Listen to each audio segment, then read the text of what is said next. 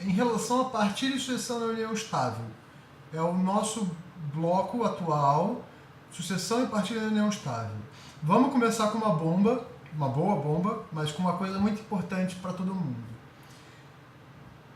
Sobre sucessão e partilha na união estável, o STJ também já decidiu e já consolidou, inclusive emitiu a jurisprudência em teses, um enunciado, número 1, que diz o seguinte: os princípios legais que regem a sucessão e a partilha não se confundem, ou seja, sucessão e partilha são coisas diferentes.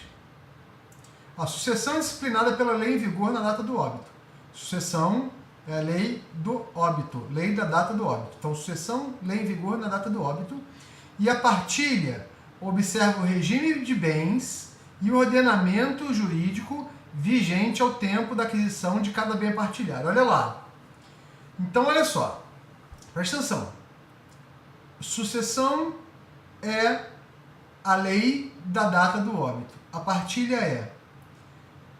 Naquela época, qual era a lei que estava em vigor quando se referia a partilha? Se falasse que os bens adquiridos a partir dali eram dos dois, beleza. Se não, se tivesse que falar que comprova, tem que comprovar, tem que ter uma prova cabal ou outros requisitos, tem que ser observada a lei da partilha. Por quê? Porque na partilha, o que acontece? Não vamos falar de regime sucessório, que o STF já igualou, a gente vai falar depois sobre isso, lá nos últimos blocos, mas a gente vai falar agora sobre assim. Partilha. Partilha é o seguinte: a partir do momento que eu adquiro, não importa o regime que eu estou, digamos, se eu estou no regime da separação convencional de bens, ou se estou na comunhão parcial, isso muda muito. Então, quando eu adquiro bem, de acordo com determinada lei, ocorre o que nessa aquisição? Ocorre uma estabilização do direito. Ou seja, aquela situação, ela fica estável, fica beleza. Isso a gente chama de ato jurídico perfeito. Ou seja, eu adquiri, ponto. Só pode haver uma alteração nessa partilha se a lei posterior, digamos, em 2027, cria uma lei que todos os bens adquiridos onerosamente na comunhão parcial de bens da união estável, todos, inclusive aqueles antes da vigência dessa lei, ou seja, ele está dando efeito retroativo, são comunicáveis. Ou seja, ele pega na partilha, não estou falando sucessão. O que acontece? Se a lei gerar efeitos retroativos, ela volta. Se não, não. Se não, a partilha é ato jurídico perfeito em cada momento. Tá? Antes do Código Civil, tá? A gente teve a Lei 9278 de 96, que tratava da união estável. Tá? Então, antigamente era o seguinte: os bens eles deviam ser divididos proporcionalmente ao esforço comprovado, direto ou indireto de cada convivente. Então, era assim que funcionava antes do Código Civil. Então, eles vão ser divididos proporcionalmente ao esforço comprovado, direto ou indiretamente.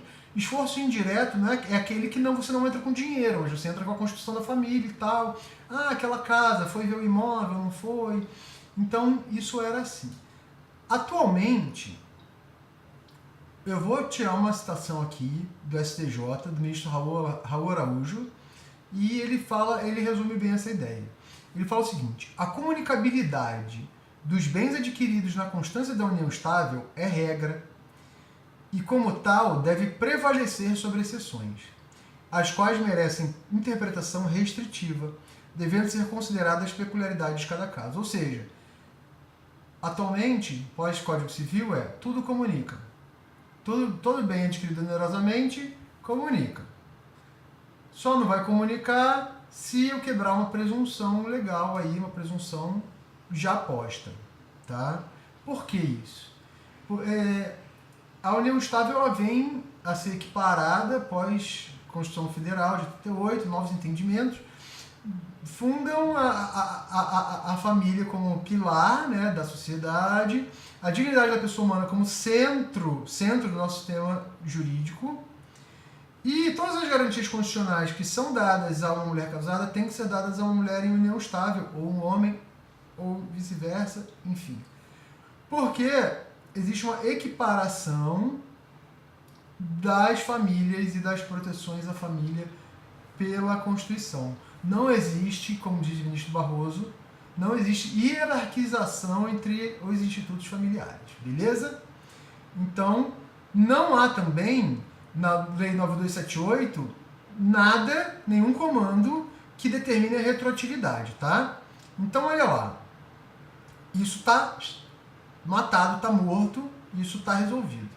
Só que acontece, o Código Civil, em relação ao casamento, ele fala o seguinte, ó, entram na comunhão os frutos dos bens comuns, isso no casamento, tá?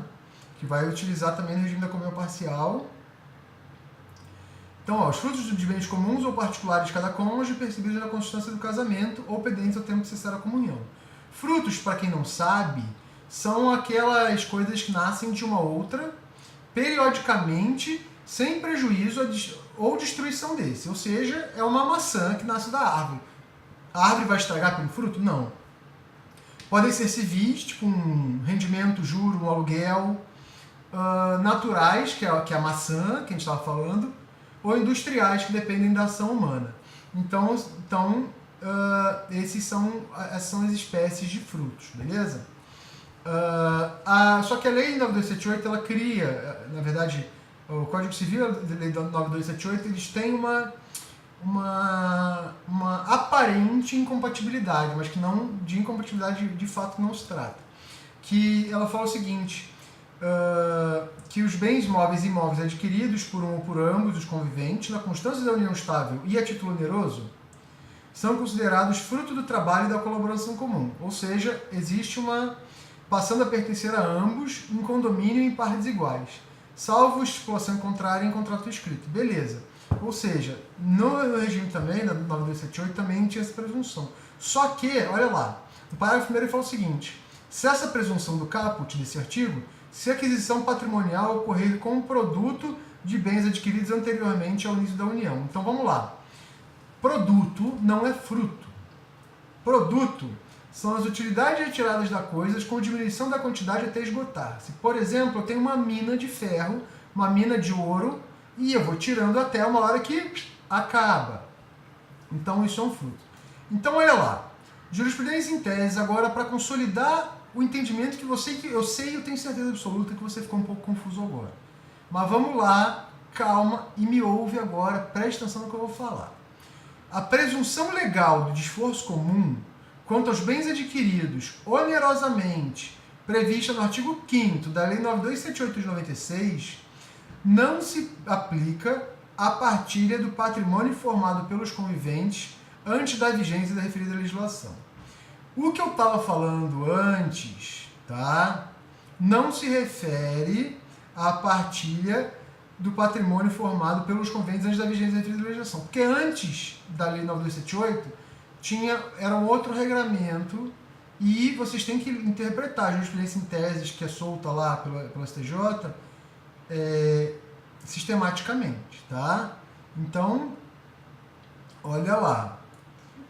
Se foi antes da Lei 9278, a Lei 9278 ela também não teve efeito retroativo e ela também não alterou esse entendimento que tinha antes da 9278, beleza? Outra jurisprudência em tese para vocês. Número 12. Antes era 16, agora é 12. A incomunicabilidade do produto de bens adquiridos anteriormente ao início da união estável não afeta a comunicabilidade dos frutos, conforme previsão do artigo 1660, 5º do Código Civil. Então, gente, meus queridos, é muito importante saber que a incomunicabilidade do produto não é do fruto, são outras coisas. Outra questão que você pode perguntar, Marcelo, se o imóvel valoriza com bom imobiliário, tudo bem, eu sei que ele não comunica, ele não é fruto nem produto, ele é um bem particular, ele realmente não vai entrar na união. Mas eu tinha um imóvel numa cidadezinha de balneário, aí a pessoa vem a se amaziar com outra, 20 anos depois, aquele imóvel que valia R$150 mil na época, a preços corrigidos, hoje vale 7 milhões e meio de dólares. Olha só que valorização. Quero saber se essa valorização ela comunica ou não comunica, porque é uma valorização absurda, fora do normal, fora do padrão. Bom, mais uma jurisprudência em tese para vocês também. Número 11. A valorização patrimonial dos imóveis ou das cotas sociais em sociedade limitada. Também cota social também, hein? Adquiridos antes do início do período de convivência.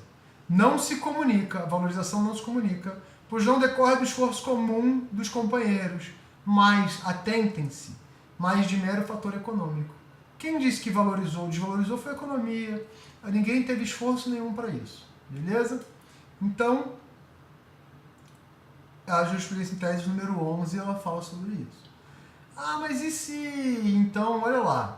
Vamos pensar na partilha do idoso, tá? O idoso, ele convive com outra, tá? E casa, junta com o outro, né? Juntou com o outro, e a pessoa tinha mais de 70 anos no início. Beleza? Ó, vamos olhar analogicamente o casamento. Qual é a súmula que se aplica aqui? Súmula 377, não é isso? No regime da separação legal de bens, que é esse caso, comunicam-se os adquiridos na constância do casamento ou da união estável, então leia assim. Então, jurisprudência em tese número 6 vem a consolidar esse entendimento também.